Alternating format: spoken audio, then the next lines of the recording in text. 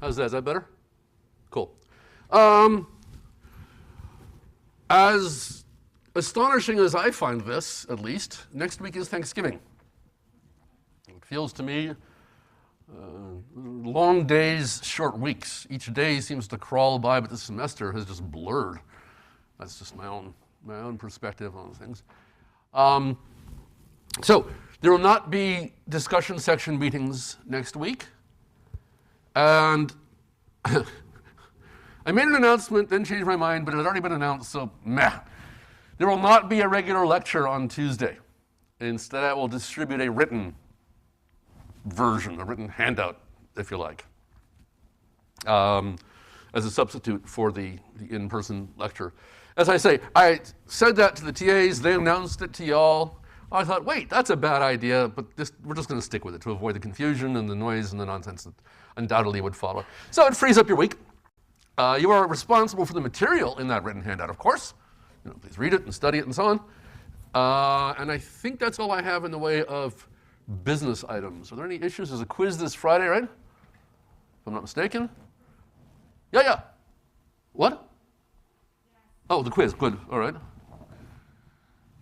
And I think that's it. Okay, so let us dig in. So today we're talking about the Commerce Clause. This is one of the units where it can become tricky to follow the chronology. So what the authors do, of course, is they divide everything into historical periods. And then within each historical period, they proceed topically, powers of Congress, role of the courts, and so on. I approve of the idea. I like the book, obviously, since I use it.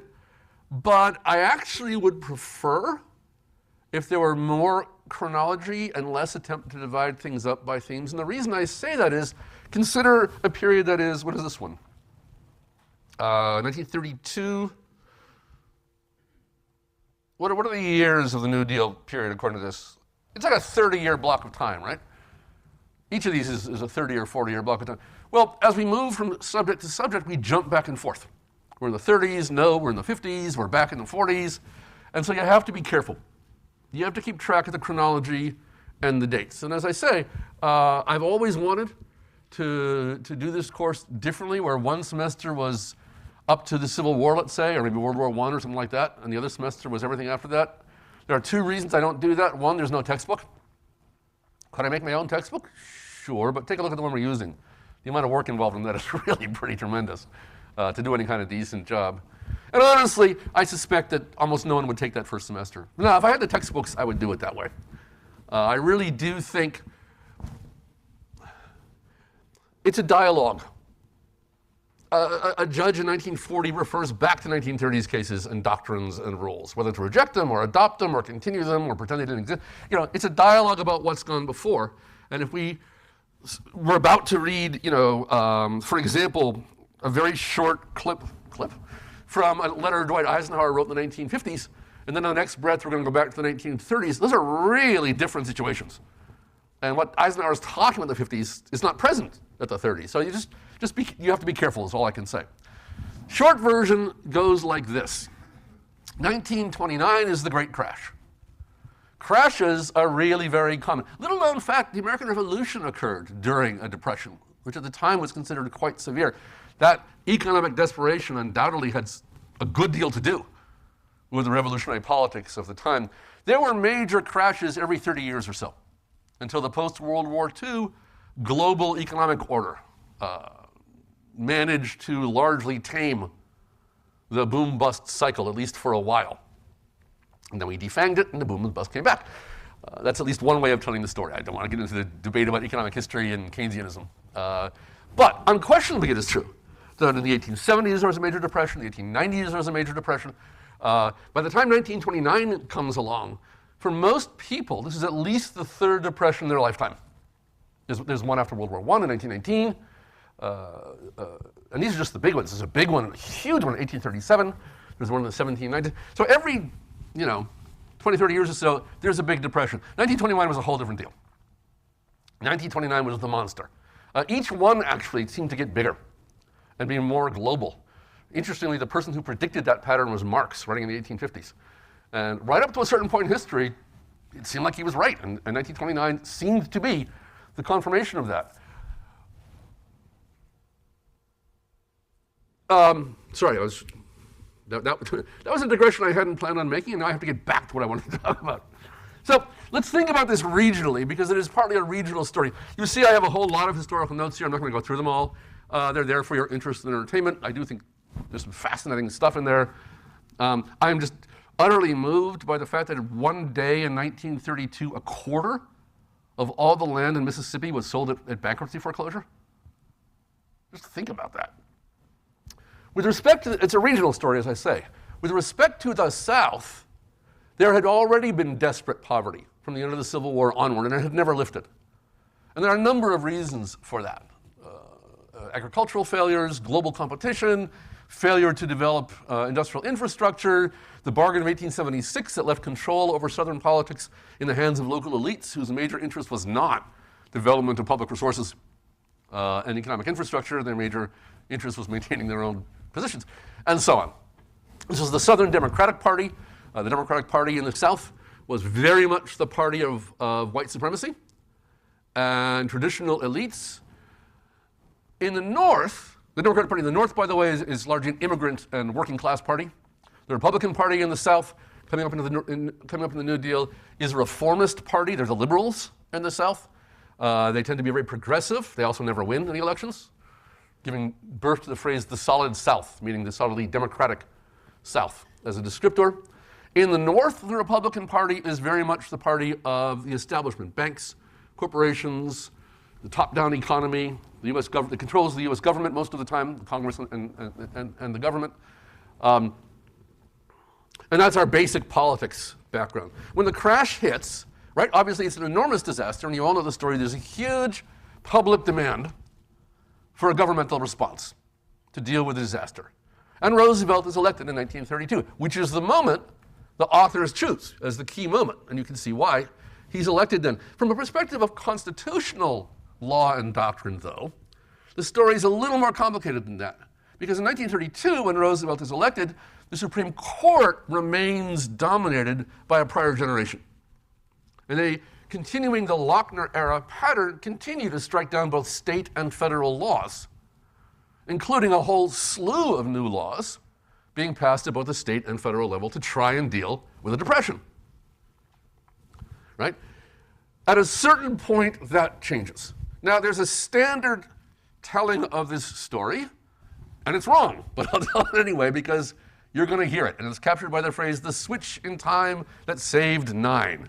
Theory goes, 1932, 1933, 34, 35 especially. There's a couple of major cases in 1935. The Supreme Court strikes down major New Deal programs. This creates an intense political backlash. Roosevelt threatens to pack the court. Nowadays, you hear people use the phrase pack the court to mean appoint people whose ideology they approve of. That's not what it means.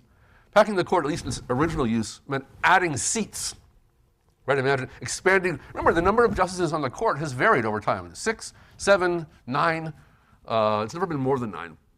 So the idea is that Roosevelt, I mean, it's certainly true. Roosevelt floated the idea of a plan to add several more seats, like 6 more seats, fill them all with pro-New Deal justices, and that would solve the problem.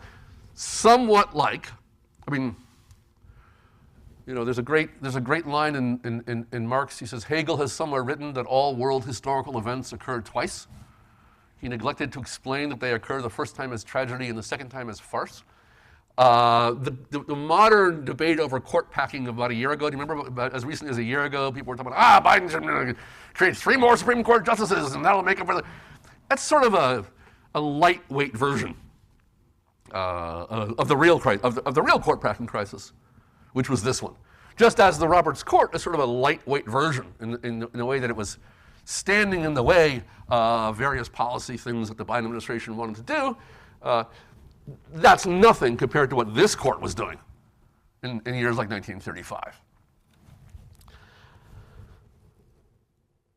I think that's all I need. I'm sorry, the switch in time. So in 1930, the standard story goes, in 1937, the Supreme Court issued a case called West Coast Hotel versus Parrish and changed its mind. In order to preserve its numbers and preserve its legitimacy and stave off this political attack, There were some personnel changes, but also 3 justices in particular changed their views.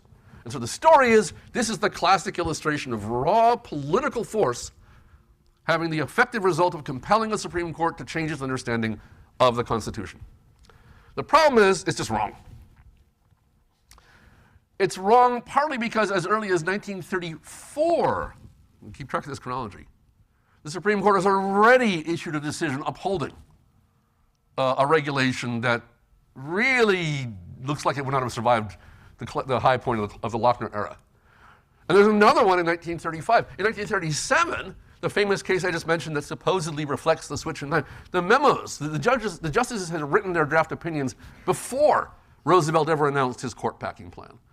So the cartoon one-sentence version, the switch in time that saved 9, is wrong. The general story is absolutely correct, or at least the background is absolutely correct. There unquestionably was a court committed to a very conservative, backward-looking jurisprudence. Remember last time we talked about that was the point, to preserve a constitutional order of government in the face of economic change and not to let the rules change in response to changing of conditions. That was indeed the Guardian model. And that court was certainly in place, and they were striking down core elements of the New Deal as well as state policies. There was huge political backlash. That's all true. Whether the explanation for the court's change in views is sort of cowardice in the face of political opposition or correct and legitimate response to political will, you can argue that the people's will is, Madison said this at one point, although he went back and forth, you can argue that the people's will should be a governing standard for constitutional interpretation, at least within limits. Or whether something else is going on, I will leave that to historians and biographers. From our perspective, what's important is that there is a very sharp break. And we're going to see this in 2 cases from 1935. The resilience of the old school, and then the new school that emerges in we're going to look at 37 and 38. I think that's all the background that I need. In terms of just, historical stuff.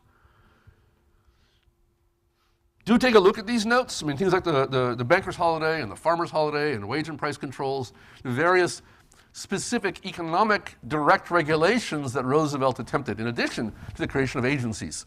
Right? We all, I think, are familiar with the New Deal as the period in which the massive bureaucratic system of executive agencies really gets started. It begins at the turn of the century, but really, the alphabet soup, as it's called, of agencies. We tend to forget that Roosevelt also experimented with a lot of direct regulation, direct intervention of the economy. And both of these were controversial for different reasons. How controversial? I'll add one more gloss in the vain hope that it's entertaining. We worry a lot about the divisiveness of our politics. I have to say, I don't consider myself a socialist, but if I did, I think I'd be pretty pissed off at the way that word is being used. I mean, what do I get to call myself now that you've used this word for, anyway. Smedley Butler. Anybody know who Smedley Butler was? Shame on you. Also, he's got one of the great names outside of a cartoon that I've ever heard. Smedley Butler was a U.S. Marine Corps general. He was the most decorated soldier in the U.S. military. He achieved great fame, putting down native rebellions in the Philippines. If you don't know anything about the history of the U.S. involvement in the Philippines, the Colt 45 pistol was invented to be a weapon powerful enough to put down a Filipino revolutionary. I mean, it's just one of those tidbits. They said, we need something more powerful. So Smedley Butler is this wildly decorated military hero. He comes back to Washington. He, at a certain point in 1930, don't quote me because I don't remember, 6? I don't remember the year, comes to Congress with a remarkable story. He claims he was approached by a group of businessmen to launch a coup to remove FDR. They wanted him to command the military forces. They had collected funds. They had collected arms. And were in the process of recruiting people within the military. Congress held hearings on these allegations and closed the hearings without reaching any conclusions. Butler gave his testimony and they said, you know what, we don't want to have these hearings, and shut them down. Historians are torn. It's very hard to think of any reason why Butler would have made this up. So there's at least a highly plausible account that there was an outright attempt at a coup in the 1930s when all of this was going on. You can just keep that in mind, lest you think, our current politics is so divisive that the country is doomed. I don't know if our current politics are any more divisive in the 30s or, for that matter, the 50s and 60s. We go through bouts of this stuff, which doesn't make it healthy and doesn't mean you shouldn't be alarmed, but some perspective might help. All right, let's dig in. So a little bit of the background thinking.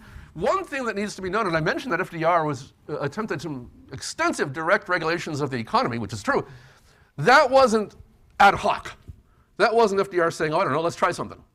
That was, or FDR represented a dominance in the Northern Democratic Party in particular of a progressive mindset that viewed the role of government differently than had been the case in earlier eras, particularly for conservatives. For FDR, the change in the political economy changed everything. Because the economy has changed, the nature of society has changed. Because the nature of society has changed, the role of the government has changed. And because the role of the government has changed, our constitutional understanding of the limitations on that role must change as well. This is nothing nearly as simple as, oh, we've got a problem, let's do whatever it takes. This was a philosophy. And you can see it in lots and lots of his speeches. The most famous one is the Four Freedoms speech. But this is his address to the Commonwealth Club. And he says, American history has reached a tipping point. There is no longer opportunity for all. A glance at the situation today only too clearly indicates that equality of opportunity as we have known it no longer exists. Our industrial plant is built. Our last frontier has long since been reached. There's practically no more free land, right? That fluidity, the chance to go build a new factory, go start a new farm, go get new land, that's all gone.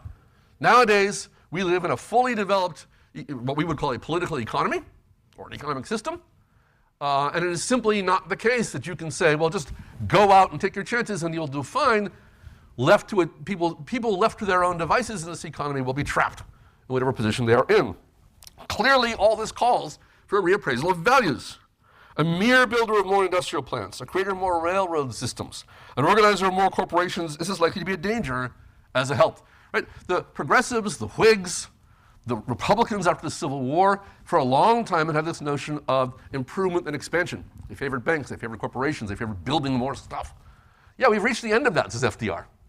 It's no longer the case that building another railroad is necessarily a positive benefit, or a bigger or richer business, means a better economy. In other times, we dealt with the problem of an unduly ambitious central government. So today, we are modifying and controlling our economic units. As a result, how we think of rights needs to change. The task of statesmanship has always been the redefinition of these rights in terms of a changing and growing social order. This isn't radicalism, says FDR. This is the nature of legal history and constitutional history. It's always been the case that what we mean by a right or a set of rights or liberty is responsive to a set of historical conditions. And when conditions change dramatically, our conception of those terms change dramatically. That's not new. New conditions impose new requirements upon government and those who conduct government. You can see how I'm positioning this as the opposite of the conservative view I described last time. Right? The question is how to respond to change. And is the constitutional system of principles and rules something that should be non-responsive to change in the interest of preserving internal values, or responsive to change under the theory that the Constitution is an instrument for the people to engage in self-government? And these are just two very, very different views. They map a bit onto the law versus politics distinction. I don't want to make too much of that, but you might think about it. So what are these new rights, so to speak? Well, if you live in an economy where everyone can feed themselves by just going out and planting seeds in the ground, then you don't worry too much about a political right to food. But if you live in an economy where there are no such opportunities, as he insists is now the case, then the right to be able to earn a livelihood becomes fundamental. Every man has a right to life, and this means he has also a right to make a comfortable living. Our government, formal and informal, political and economic, owes to everyone an avenue to possess himself of a portion of that plenty sufficient for his needs through his own work. Second, security of property. But Roosevelt's version of security of property is different from Jefferson's. Roosevelt's version of security of property is a role for the government in ensuring that you don't lose everything you have because some investment manager played a market trick and it just disappeared. Crashes. Every man has a right to his own property, which means a right to be assured in the safety of his savings. In all thought of property, this right is paramount. And so if we conceive of these as the basic elements of liberty, then and if we conceive of the threat to this version of liberty as economic actors competing in a corporate capitalist marketplace, et cetera, et cetera, et cetera, then of course a new role for government is required. The implication is, briefly, that the responsible heads of finance and industry, instead of acting for himself, must work together to achieve the common end. Notice it's not just government he's talking about. He's calling on the business sector to take up a public role, but if they won't do that, he's calling on the government to force them to. But his initial call is kind of a call for Republican virtue. Go back to our very first discussions. This is a very Republican, small r, idea. People should act for the common good. People should set the good of the whole above their own interests. He's trying to import a Republican language of res publica into a system of highly developed industrial capitalism. It is here that formal government, political government, if you choose, comes in. Right? We prefer that industrial leaders do this out of virtue, but if they won't, enter the government. Whenever in the pursuit of this objective, the lone wolf, the unethical competitor, threatens to drag the industry back to a state of anarchy, the government may properly be asked to apply restraint. And notice the concern of anarchy. Destabilized markets, labor violence, reckless investments that destroy industries and put people out of work. The alternative is not domination, it's chaos. And of course, in the context of the Great Depression, or for example, after 2008, that's a very real concern. We know that individual liberty and individual happiness mean nothing unless both are ordered, in the sense that one man's meat is not another man's poison. We know the old right of personal competency to read, to think, to speak, to choose, and live a mode of life must be respected at all hazards. We know that liberty to do anything which deprives others of those elemental rights is outside the protection of any compact. Property rights, in FDR's telling, do not extend to exploiting others. That goes all the way back to slavery. The slave owners asserted a property right. Philosophically, the counter-argument was no, property rights can't go that far. This is a much more extensive argument. Property rights are great, but if you use your property, the old common law principle, sic utera et alienum non loetus, sic utera non loetus et alienum. The principle I cited last time, you do not use your property to harm that of another. It's an ancient rule, which supports libertarianism as well as it approaches social interventionism. In Roosevelt's telling is a very sweeping principle that means not only don't go around lighting your neighbor's house on fire, but also that you can be regulated in the way you engage in paying wages, charging prices, or engages in economic activity. So FDR really did speak for an intellectually radical, broad understanding of the role of government that has its intellectual heritage going back to the Federalists and the Whigs and the Progressives, and is fundamentally founded on the notion that basic concepts of legitimacy depend on conditions and circumstances, and so great changes in circumstances require great changes in the constitutional order. Eisenhower did not share that view. Now, Eisenhower is writing this letter in 1954, so watch the chronology. We're jumping ahead 20 years. I'm sorry about that. By 1954, of course, it's the Warren Court. This is the year of Brown versus Board of Education. This is long since, the Supreme Court has long since stopped striking down government programs. The New Deal has come and become instituted. The bureaucracies are in place. The change has happened. Eisenhower doesn't love it. But he has a very distinctive view, a distinct view of what is and is not an appropriate response. He is, in the old sense of the word, a moderate. I admit that the Supreme Court has in the past made certain decisions in this general field that have been astonishing to me. And he cites a case called Phillips, about Phillips Petroleum. This is just one of those federal regulations upheld by the Supreme Court that we're going to look at in a minute when we're done looking at this sort of background ideas stuff. But until some future Supreme Court denies the right and responsibility of the federal government to do certain things, you cannot possibly remove them from the political activities of the federal government. I believe this country is following a dangerous trend when it permits too great a degree of centralization of government functions. But it is quite clear that the federal government cannot avoid or escape responsibilities which the mass of people firmly believe should be undertaken by it. That's a remarkable comment, that the government has a responsibility in a democracy to carry out the people's preferences. And that if, right, this it's not quite, but it's leaning toward the idea, if the people think something is within the powers of Congress, maybe that is the appropriate test. Eisenhower isn't really going that far. Anything goes if the people support it. But he's certainly saying, look, my view of what the Constitution properly understood should allow, or of what is good or bad degrees of centralization of government, don't answer the question. That question has to be answered politically, and you can then posit some constitutional outer bounds of that political principle. Should any political party, he says, attempt to abolish Social Security? Right, these were the things that were called socialism in the 30s when they were enacted.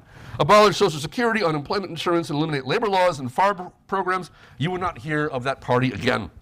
There's a tiny splinter group, of course, that believes you can do those things. Their number is negligible, and they are stupid. It was a private. I just love that closing line. One thing worth noting here is that a position that looks like an insane splinter position in 1 year, 30 years later may become an orthodoxy. What we think of as wildly outlandish theories about the Constitution or about American politics have a tendency to come back and be taken seriously later, to the shock and dismay of everyone who dismissed them at the beginning. All right, let us start talking about the Commerce Clause and the Congress. So the two first gigantic pieces of New Deal legislation were the Agricultural Adjustment Act and the National Industrial Recovery Act. And these things were enormous. The National Industrial Recovery Act, which is the one we're talking about here, set up effectively national councils for industries. And these were, by the way, cooperative. Industry leaders were participants. This was not top-down, this was not conceived of as top-down governance. This was conceived of as public-private partnership. Labor was involved, corporate ownership was involved. The industry's own businessmen would work out wage rates and price rates. And the reason was stability. If we can stabilize wages and prices across an industry, we'll have less labor violence, less boom bust within the industry, fewer companies failing and putting people out of work so because another company succeeds in undercutting it. It was just to stabilize everything. This was ruled unconstitutional in Schechter Poultry versus the United States. This is the first of two times we're going to look at this case. We're going to look at this same case, but a different part of it, again next week. So it's 1935. Right? Eisenhower is writing 20 years later. We're now back in 1935. The court is still in the business of striking down New Deal programs, right? Congress is pushing back. That's our context. The actual case involved an Orthodox Jewish chicken butcher. But the point was that this Jewish chicken butcher shop fell under the general authority of the NIRA, the National Industrial Recovery Act, and the Supreme Court, by a vote of 9-0, said that that law was unconstitutional. There were two reasons, one of which we'll get to next week is about delegation. One of the reasons was because it exceeded Congress's powers under the Commerce Clause. This is Hughes, and again, it's 9-0. Cardozo, Brandeis, and Stone are prominent progressives. They all joined in this decision. Another thing we tend to forget. Roosevelt's original programs were radical enough that even progressive justices rejected them. The disputes among the justices came when you got to the less radical New Deal programs. But the initial proposals were so extreme that even Brandeis, one of the most notable progressive justices, rejected the plan as excessive. Hughes is running for the court, and his first point is emergencies do not create new constitutional powers, which is an enormously important question, as we've already seen. We usually ask that question in terms of the president. Here it's being asked in terms of Congress. Does Congress have powers during an emergency it would not otherwise have? Hughes' answer is no. Undoubtedly, the conditions to which power is addressed are always to be considered when the exercise of power is challenged. Extraordinary conditions may call for extraordinary remedies, But the argument necessarily stops short of an attempt to justify action which lies outside the sphere of constitutional authority. It's like what I ascribed to Eisenhower. If there's political will for something, the government has to not only be able to respond, it has to respond. It has a responsibility to respond to that political will, even if it's beyond what I think is appropriate. But there's an outer limit, right, of constitutionality. That's exactly the position the court is taking. So the court, including these progressives, is very much more in Eisenhower's camp than Roosevelt's at the moment. So these laws, the application of the NIRA to the creation of a council to establish wages and prices for the operation of this slaughterhouse, is the federal government regulating activity occurring inside a state. Much is made of the fact that almost all the poultry coming to New York is sent there from other states, but the code provisions do not concern the transportation of the poultry from other states to New York. Neither the slaughtering nor the sale by defendants were transactions in interstate commerce. So first of all, this is the application of federal authority to activity that does not involve selling things across state line. But that's not the end of the story, right? That's only one way the Commerce Clause might be triggered. Hughes says there's another way the Commerce Clause powers can be triggered. Even activities within a state may be subject to congressional regulation if they directly affect interstate commerce. And the big distinction here is direct effects versus indirect effects. Did the defendant's transactions directly affect interstate commerce so as to be subject to federal regulation? The power of Congress extends not only to regulation of transactions which are part of interstate commerce, selling things across state lines, but to the protection of that commerce from injury, activities which have an effect on selling things across state line. But, you go on, and I'll just use Hughes's words here because they're as clear as I can make them. I can't really improve on this any. There's a necessary and well-established distinction between direct and indirect effects. The precise line can be drawn only as individual cases arise, but the distinction is clear. If the Commerce Clause were construed to reach all enterprises and transactions which could be said to have an indirect effect upon interstate commerce, the federal authority would embrace practically all the activities of the people. Right? If you say Congress can regulate any activity that has even an attenuated effect on interstate commerce, almost literally anything, goes the argument, and it's not a bad argument, falls under that description. And the idea of the Commerce Clause as the identification of a narrowly defined specific federal power goes out the window. Hammer versus Dagenhart. By that argument, you could ban child labor by federal law.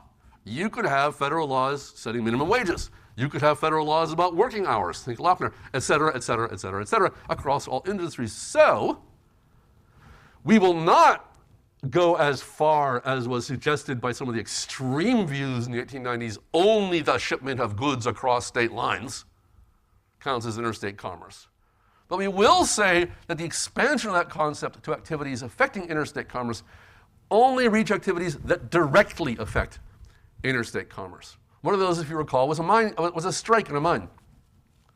The strike shut down the mine, and that meant goods were not being shipped across state lines that otherwise would have been, and that was satisfactory. See? That's a direct effect.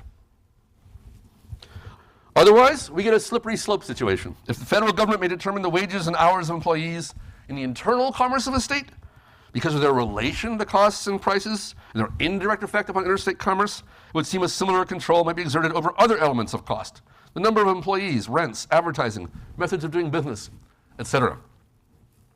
Well, what about the argument that I've alluded to in Lochner, in the context of Lochner, and the argument that the Lochner court rejected, which is there is this thing called the national economy, or at the state level, this thing called the state level economy. And there's a public interest in the regulation of that economy. And by the kind of Cooley analysis, remember Cooley versus the wardens of the Port of Philadelphia? Right? In Cooley, the idea was if an activity by its nature requires national regulation, because it requires uniformity, then it falls within the Commerce Clause, very old, very traditional test. You could apply that argument and say the national economy requires national rules, because otherwise you get inefficiencies and bad outcomes, such as, for example, the race to the bottom. Without a national rule about, let's say, child labor, it's economically advantageous to states to allow child labor. And states that prohibit child labor are at an economic disadvantage, particularly since the Commerce Clause has taken, the dormant Commerce Clause, has taken away their ability to keep out products of child labor from their own commerce. I'm trying to pull some threads together here from the last couple of weeks. Is this all making sense? You can see how these pieces fit together in these questions? Okay. Well, that argument is rejected, again, in 1935.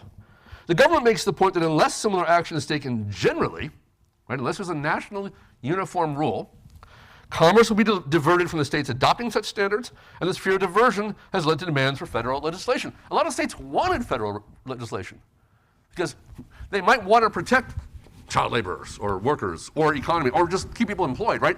They might want to be able to enact legislation to try and respond to the Depression, but without a national rule, they'd immediately be at a competitive disadvantage with a neighboring state.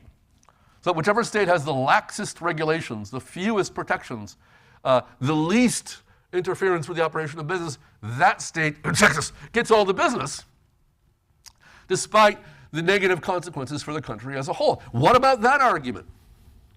It is not the province of the court to consider the economic advantages or disadvantages of such a centralized system. It is sufficient to say the federal constitution does not provide for it. The same answer must be made to contention that is based on the serious economic situation which led to the passage of the Recovery Act. Yep, these are real concerns. Yep, there's a real depression. It doesn't matter. That scope for responsiveness is bound by the Constitution, and we do not read the Constitution to give the federal government this kind of power. All right, so in summary, as I have here in the notes, after Schechter-Poultry, the new description of the test for Commerce Clause power is engaging in shipping and selling things across state lines, regulation of activities that directly, but not indirectly, affect the shipment and selling of things across state lines, and that activity, the nature of the activity, will be considered in itself. That is, it is not appropriate to ask, well, is there a policy concern like race to the bottom? Is there an economic concern like the fact that we're in a depression? You have to just look at the activity and ask, does it fit the description of either engaging in interstate commerce or directly affecting interstate commerce? That's the test as of this moment. Another case in Carter-Cole that's referenced in the book, but we don't have a reading from it.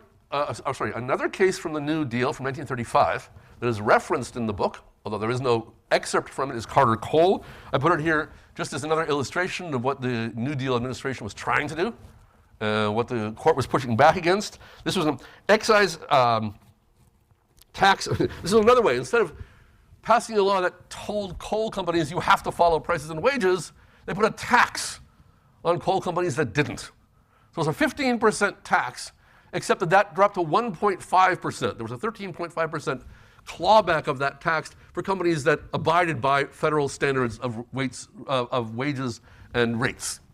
Is this constitutionally okay? And the answer is no. It's just a way around the limits of the Commerce Clause using the taxing and spending power. Those of you who are familiar with litigation with the Affordable Care Act can see where this is going 50 years later, 70 years later? A lot later.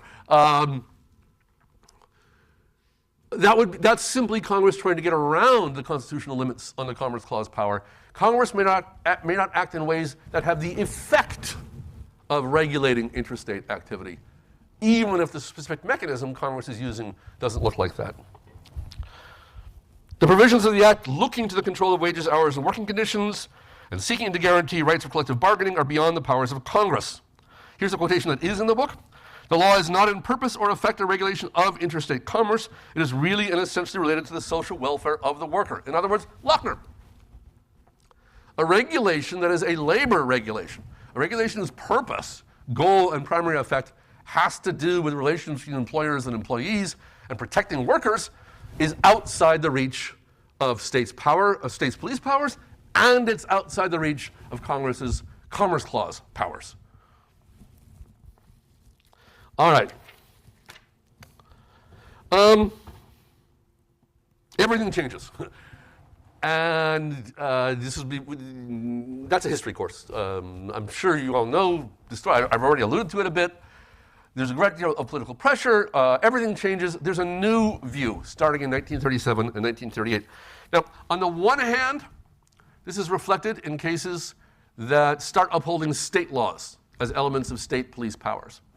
We're concerned here with a parallel development in which the Supreme Court starts upholding federal laws as an aspect of Commerce Clause power. With me? So there is a parallel thing going on the state police powers side. But really we cover that more in 412, which is wrong, because these are parallel movements for a reason.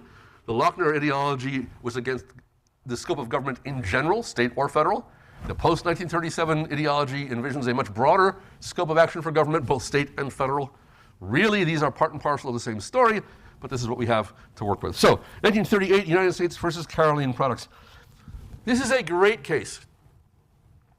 This is actually, well, from a teaching perspective, one of my favorite cases. It's a very short opinion on a fairly trivial point, but it sets up the questions that will be at issue in judging the constitutionality of exercises of federal power from this point forward. The case involves Wisconsin dairy farmers getting protective legislation to protect them against the threat of, wait for it, not communism, oleomargarine. Told you I was coming back. This is class legislation of the first order. This is a federal law whose sole purpose is to make sure that dairy farmers' profits are not threatened by this new innovation. It's a federal law banning the interstate shipment of margarine that is dyed so it looks like butter. Can you imagine? There's an even better one, which was at one point in World War II, there was a law banning the sale of pre-sliced bread, which I thought was just delightful. But anyway, by any classical field assessment, Justice Field, the Lochner principle, this thing should be vulnerable. This is just blatant class legislation. And yet, it is upheld. And the reason it is upheld is not because the court has suddenly become convinced of the benefits of preserving the Wisconsin dairy industry, although long may it wave. The reason is that the change that has happened has to do with deference. So think about the Lochner case, right? That striking formulation. In every case that comes before this court, the question is whether the law at issue is a reasonable, good faith effort to pursue the public good or not. And I said, that's a non-deferential standard. I put it, the majority, Peckham's majority opinion, Lochner, he second-guessed the New York legislature on the empirical question, is baking unhealthy? He second-guessed the motives of the New York state legislature. This is really creeping socialism. He second-guessed the characterization of the law as a health and safety regulation. Nah, he said, this is really a pure labor regulation, right? All of that involved, on the one hand, a series of doctrines about what the Constitution requires and why class legislation is bad, but it also involved a certain theory about the role of the court vis-a-vis the other branches and the states. This is that word activist. Lochner was a very activist court, one that's a word that has lots of definitions. Usually it means anyone I don't like. Usually judicial activism translates to I don't like the outcome of this case. But certainly one way to understand that term in a meaningful way is how eager, how willing, how eager are judges to substitute their judgment, their empirical judgment, their economic judgment, their political philosophy, whatever, for that of the legislature. As opposed to that more Eisenhower approach of saying, look, as long as you haven't breached a clear constitutional boundary, which is also Iredell's, don't forget. This is an old debate. This goes back to Calder versus Bull. What Iredell said, if the government hasn't clearly violated the constitutional limitations, it's not our job to say they can't do it. And that becomes the new mentality. In this remarkably, the Filled Milk Act, really? Who cares? Aside from Wisconsin dairy farmers. Long may they wave. This is also 9-0. And you really need to compare these two the Schechter-Poultry and this one, these two 9-0 opinions to see the difference, not only in terms of, again, don't only think in terms of what is the proper role of federal government, but what is the role of the court. 20 years ago, this court held that a state law which forbids the manufacture and sale of a product assumed to be wholesome and nutritive, made of condensed skim milk, compounded with coconut oil, is not forbidden by the 14th Amendment. That's what Holmes was talking about. Do you remember in Holmes' dissent in Lochner, he said, there was this oleo case, and we upheld that. Remember? Well, says Justice Stone, yeah, we did. We see no persuasive reason for departing from that ruling here. So Stone said, hey, we're not doing anything new. We're doing the same thing we did 20 years ago, which is absolute nonsense.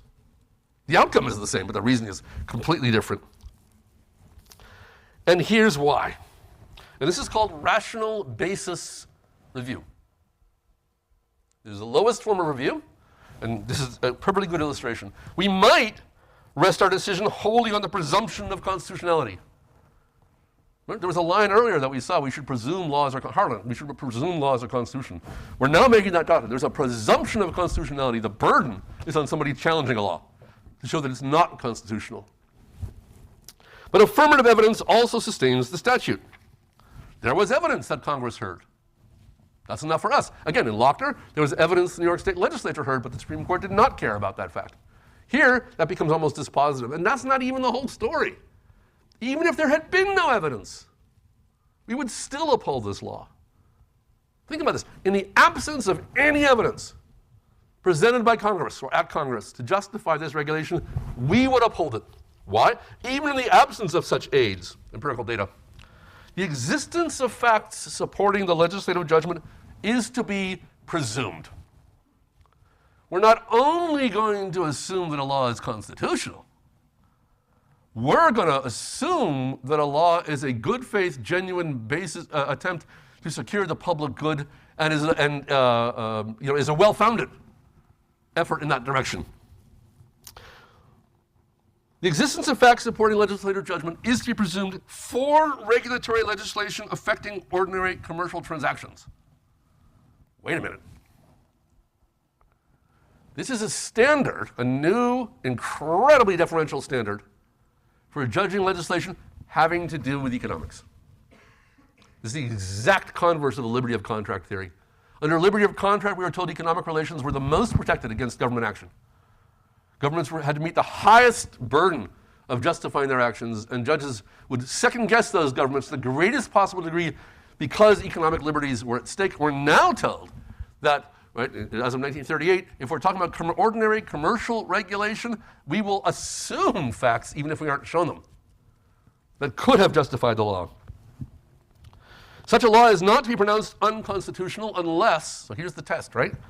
In the light of facts made known, it is of such character as to preclude the assumption that it rests upon some rational basis.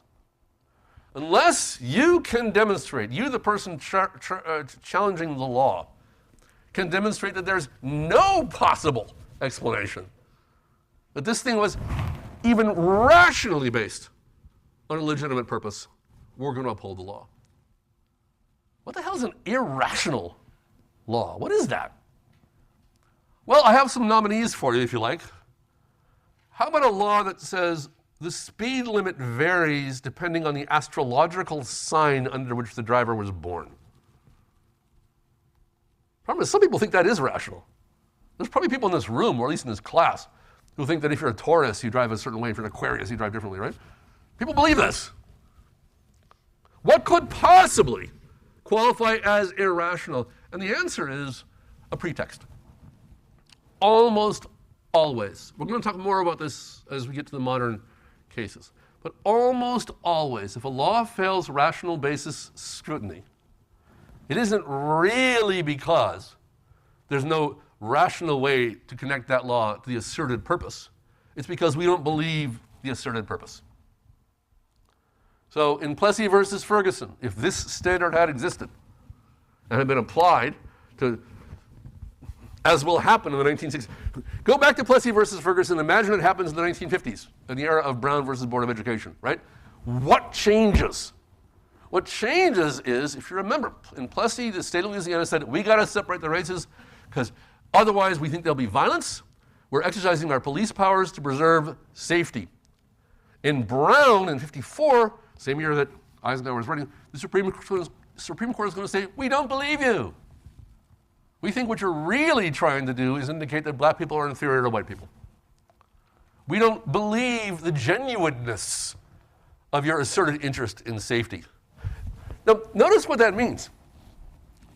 If you did believe that Louisiana's legislators were being sincere, try to wrap your heads around believing, genuinely believing, that interactions between people of different races leads to an increase in violence, right? Or rather, believing that somebody else believes that. Even easier. All you got to do is believe that someone else who is wrong, great, they can be wrong, but someone else genuinely, if incorrectly, believes that racial interactions will lead to violence, and you have a rational basis. You've satisfied rational basis testimony, right? The existence of facts supporting the judgment is to be presumed. You would have to show, you would have to preclude the assumption that it rests upon some rational basis. It's almost impossible to do. What it really turns into is a test for courts to say to legislatures, we don't believe you have a legitimate purpose in the first place. This is not legislation for the public good. So that's just where that goes. But for now, recognize that this is an amazingly deferential standard. From now on, for Congress to pass a law and have it be held as constitutional, if it is an ordinary commercial regulation, then for either a state or the Congress to pass a law, that law will be held to be unconstitutional unless its challengers can disprove the possibility that it was rationally connected to a perception of a problem. But then there's footnote 4. The most important footnote in American legal history, probably the most important, I think it's the most important footnote in the world. I am not aware of any footnote in any context that has nearly the weight that this one does. And footnote 4 lays out the rest of the story, because this very deferential review applies to economic regulations. What about other kinds of regulations? Should they be treated in the same way? And in classic Supreme Court fashion, Stone writes this footnote to address these questions by saying, I'm not going to answer them. I'm not going to answer 3 questions, he says, and listen to the 3 questions that he is not going to answer.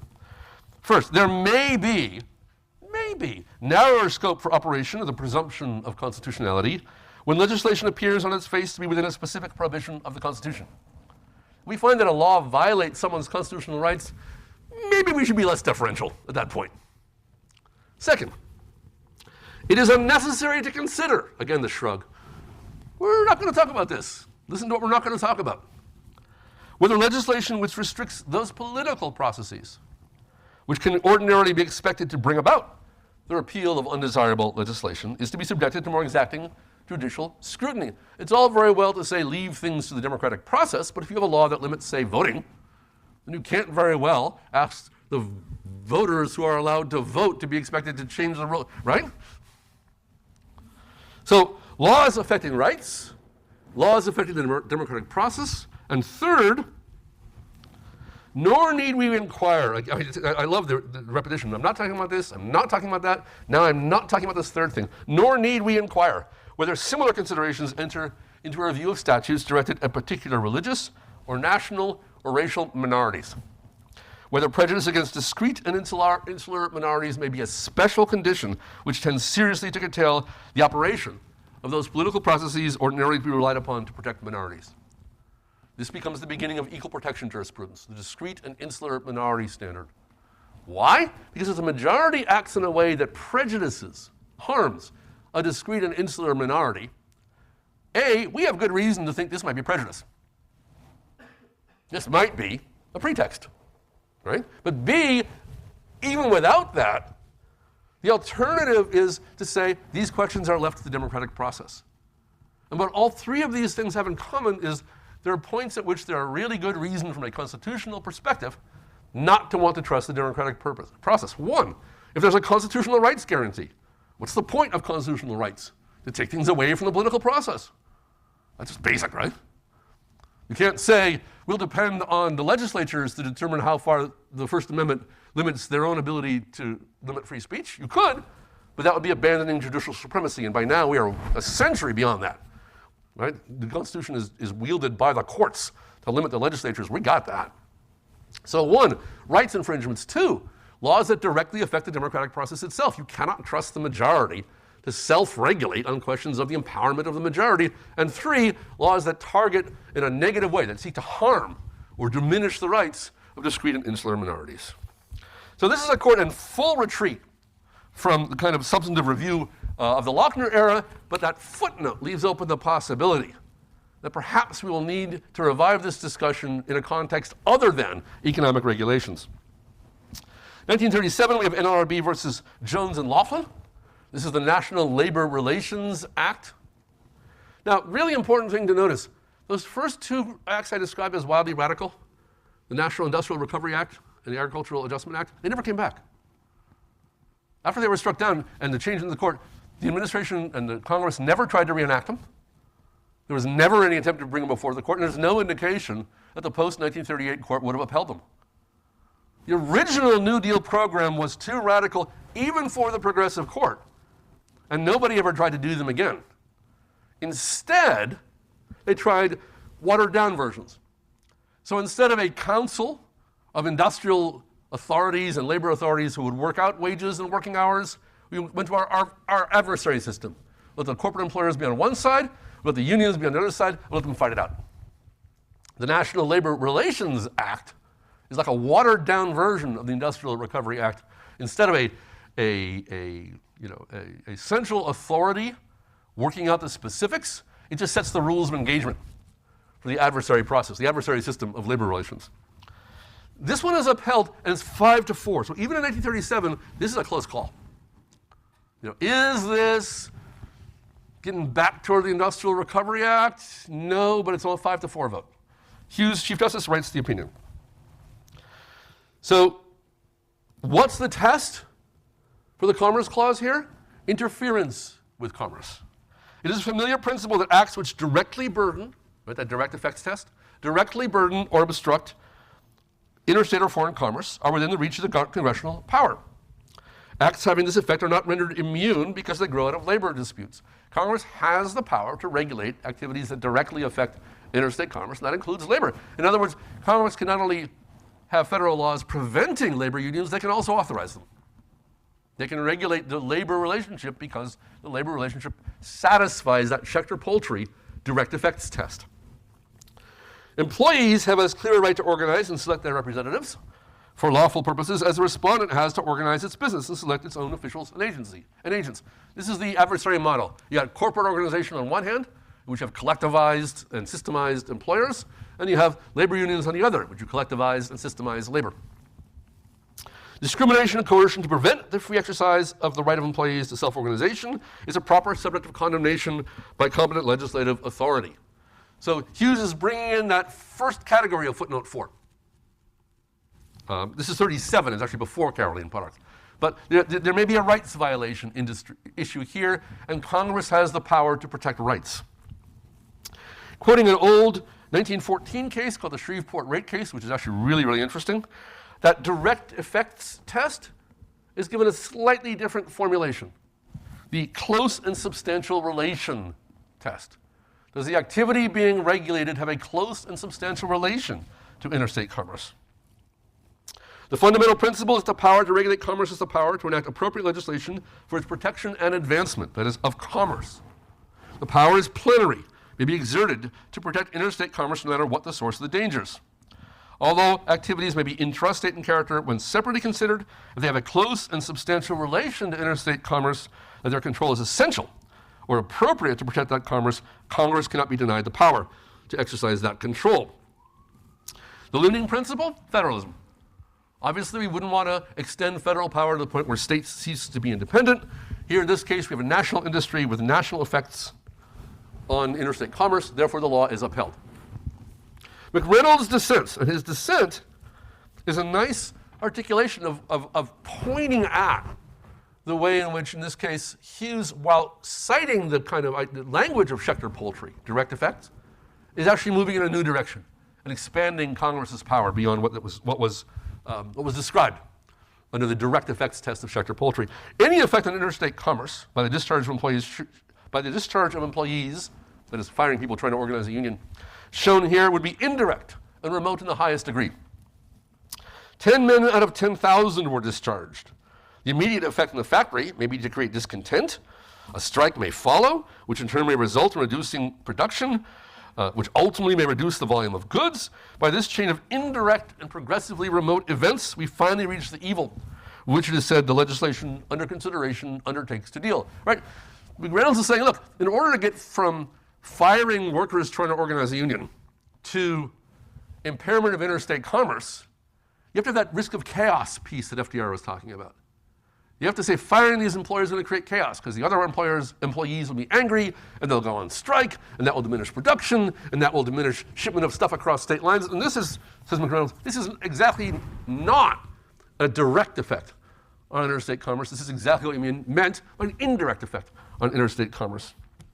He also rejects the stream of commerce theory. This is an argument that says if an item is going to end up in interstate commerce, it's regulable, like child labor. Remember that debate in Hammer versus Dagenhart about this very, very question? And McReynolds rejects that for exactly the same reason, that it is too indirect. So the majority says it's okay to use power over interstate commerce to achieve policy goals, like securing the rights of workers and encouraging no chaos in the economy. The activity has to be considered in the context of its connection to the stream of interstate commerce, and a close and substantial relation test is satisfied by a chain of causation. A causes B, causes C, causes D. Those are all the elements McReynolds and the dissenters reject. They say we only want to look at direct effects, and the fact that something will eventually be in interstate commerce doesn't mean, right, that stream of commerce argument doesn't mean you can regulate it before it gets there. United States versus Darby is not in the book from 1941. I wanted to include a reference to it because it includes one line that's really, really important. First of all, it strikes down, in Darby, the Supreme Court strikes down the sharp distinction between manufacturing and shipping that was at the heart of Hammer versus Dagenhart. Darby upholds a federal anti-child labor law, so this is just a direct reversal of that old rule. So it's important for that reason alone. But it's also important because of a comment about the 10th Amendment. We've seen at least twice now passing references to, well, what about the 10th Amendment? What about federalism?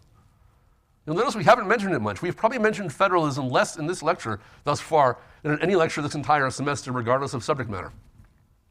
I'm not sure that's true, but it might be. What about the whole sovereign states thing? Oh, says Stone. The 10th Amendment, he said, is but a truism, that all is retained which has not been surrendered. In a line that is quoted in the book, the obvious purpose of the act was not only to prevent the interstate transportation of the prescribed product, but to stop the initial step, production with purpose of so transporting it. In other words, at Darby, we get an acceptance of the stream of commerce test. Congress can regulate the production of goods intended for interstate commerce. But what about that 10th Amendment line? Oh yeah, he says, look, all the 10th Amendment says is whatever powers haven't been given to the national governments have been given to the states. But it says absolutely nothing about where to draw that line. What powers haven't been given to the federal government? What powers remain to the states? He is utterly uninterested here, that truism line, in importing substantive values to determine the answer to that question, like sovereignty, or the compact theory, or conversely, the national people theory. The 10th Amendment, he says, does not attach itself to any particular theory about where the Constitution comes from, or what it can do, or any of those stuff we were spending all that time, working our way through in previous weeks. No. The 10th Amendment only means what it says, which is simply that some powers are in the federal government and some powers in the states, and working that out, that's up to us. Wickard versus Filburn. I am running out of time, which is unfortunate because this thing is a blast. The Agricultural Investment Act of 1938 was the pale shadow of the original Agricultural Adjustment Act, the one that got struck down and never revived. But even this pale shadow was pretty far-reaching. Congress asserted the authority to set limits on the production of crops. This is the beginning of the crop subsidy system, paying farmers not to grow things, all that stuff. Starts out as a direct regulation idea. Now you can make a great living in this country by not growing crops. So this case involved a guy who exceeded his quota by 42 bushels. He insisted, hey, this is for home use, which is a little sketchy. If your family can consume 42 bushels of wheat, dang, you guys eat a lot of bread. It's like this story. Have you ever read the CNN story about a family buying 12 gallons of milk a week? And the explanation is that there's 10 people in the family. That's still more than a gallon per person. Holy Incidentally, the price of milk, while it has gone up, is lower now than it was 10 years ago. But never mind. Prices go up and down. It's a thing that they do. So Wickard, the farmer says, I've forgotten. I believe the farmer was Wickard, but I don't recall. No, it's Filburn. It's Filburn. Mr. Filburn said, look, I'm using this for my own use. What does it matter? And the court's answer, because I'm running out of time, I'll just tell you, is what if everybody did that? right? This is a complete abandonment of the distinction between direct and indirect effects. This is exactly what McReynolds warned about as a slippery slope, right? He said, the Supreme Court is going to say in this case, in an opinion by Jackson, that Congress has the power to regulate an activity if taken in the aggregate, that activity affects interstate commerce. So what if every farmer in America put aside 42 bushels of wheat? That would affect the grain market, wouldn't it? And the grain market is an interstate market, isn't it? And Congress has a powerful interest in maintaining the stability of prices in this interstate grain market. That's enough. That appellant's own contribution to the demand for wheat may be trivial by itself is not enough to remove him from the scope of federal regulations, whereas here his contribution, taken together with that of many others similarly situated, is far from trivial. If we assume that it is never marketed, it supplies the need of the man who grew it, which would otherwise be reflected by purchases. He would have gone and bought it. The market. Homegrown wheat, in this sense, competes with wheat in commerce. The simulation of commerce is a use of the regulatory function quite as definitely as prohibitions or restrictions thereon. Congress's mandate under the Commerce Clause extends to stimulating commerce, encouraging commerce, keeping commerce stable. And in the pursuit of those goals, it is free to regulate activity which, taken in the aggregate, the what if everybody did that test, would have an effect on an interstate market. And I think you can see what I mean when I say this is completely abandoning any attempt at a distinction between direct and indirect effects. Jackson's memo on Wickard is really interesting because Jackson comes within a hair of taking the same position that Marshall came within a hair of taking in McCulloch, which is to say that the scope of Congress's power under the Commerce Clause is a political question. It isn't a question for courts at all. It's a question for Congress to determine for itself. While the pretense of review has some effect in relieving Congress of its own ultimate responsibility, it is a shadow without substance. I suppose as presently constituted, the court would not decline to hold any law unconstitutional. It might be far better to place responsibility for intelligent and moderate use of this power on Congress than to keep up the pretense of sharing the responsibility, which we have no standards for measuring. Right, a problem for which the courts have no standards, that's a political question. Out of the political question doctrine. Jackson is arguing that what goes on here is that by constitutionalizing these issues, we shield Congress from taking responsibility for their actions. We strike down a law as unconstitutional. Congress knows we can do that. They'll go ahead and pass unconstitutional laws, let the courts strike them down, and then campaign against the courts. This happens more at state level than Congress. If we say that the court defines a constitutional standard of what's permissible regulation, the idea will be out in the public that anything that passes court review must be okay. And all of this, says Jackson, undermines the idea that the scope of Congress's power should be determined by the people. And therefore, Congress should take responsibility for the authority that it asserts, and the people can then judge their performance at the next electoral cycle. The claim here is that the intervention by courts in these questions, whether they're deferential or not, the mere fact that this is posed as a question suitable for determination by a court diminishes the accountability of Congress for the actions that they take. It is perhaps time that we recognize the introduction of economic determinism. That is, the idea of one economic activity here by a chain of consequences affects economic activity. The economy, as I keep saying. Into constitutional law of interstate commerce marked the end of judicial control over the scope of federal activity. There's no use for us in our day to repeat the mistake of denying the world is round because we have preference for a flat one. A frank holding that the interstate commerce power has no limit except those which Congress sees fit to observe might serve a wholesome purpose. Now, Jackson didn't say that in Wickard, but it comes pretty close, doesn't it? The what if everybody did that aggregate effects test for indirect causal relationship with an effect on interstate commerce? That's pretty far-reaching. Anyway, it's certainly something to think about, particularly given the obvious connection between Jackson's Wickard analysis and Marshall's McCulloch analysis. Is this a return to first principles? Is this a radical deviation from field? Well, it's certainly a radical deviation from the Lochner era, right? But is that a course correction or a radical moving on into new directions? Or is this, as Roosevelt and the progressives would have had it, a response to the fact that we've learned that the world is round and can no longer pretend that it's flat? There isn't an answer to this question. How you think about this is sort of how you think about the history of this development. We will continue this discussion next time because we're not done with figuring out what's going on with the end of the Lochner era and the beginning of the New Deal.